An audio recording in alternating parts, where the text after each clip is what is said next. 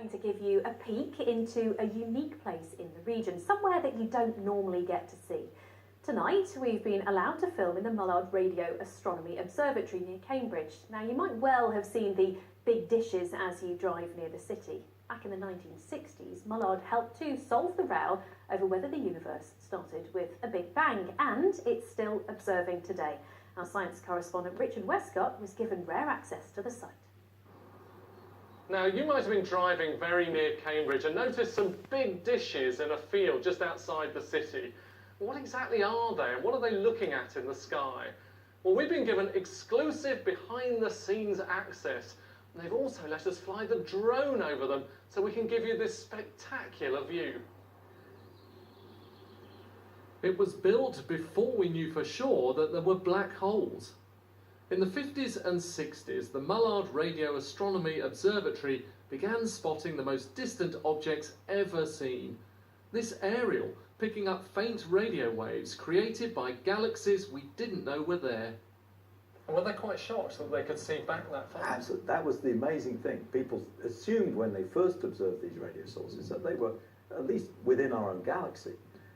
They didn't know what they were, but when they first were able to pin down that these signals were really coming from a very distant galaxy, that was a real moment of truth for the people working in this field. For a closer look, they built this, the 1 Mile telescope. It was hearing signals that began their journey around the time the Earth was born. Sir Martin has worked for 15 years on the controversial question of the origin of the universe. He says that the latest results suggest it began with a Big Bang and is still expanding. And the old control room's still there. You'd cycle down here on your bike? Yes. With the paper tape in your pocket, kind of thing. Yeah. Then what would you do? Well, you'd have to mount it up here, put it onto the tape reader here, and get it tensioned up nicely, and then you'd set up the switches on the machine, and it would all be ready to go. Looking way beyond our solar system, these telescopes helped spot evidence of the Big Bang. Moving the thing wasn't quite so high-tech, though.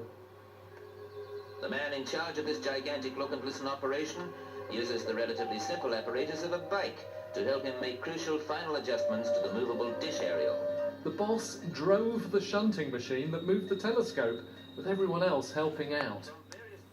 But it's not all about the past. This dish is still linked up with Jodrell Bank, 100 miles away in Cheshire. Here, they're looking at the shadows cast by very distant galaxies. And this is the prototype for a telescope in South Africa, which will look back to the early days of the universe, before any galaxies were formed. We're not here to be a museum piece at all. I mean, everything that people spend their day thinking about is how can we make progress in this subject? How can we learn new things? And our philosophy is that the best way to do that is to build new instruments. Richard Westcott, BBC Look East, at the Mullard Radio Astronomy Observatory.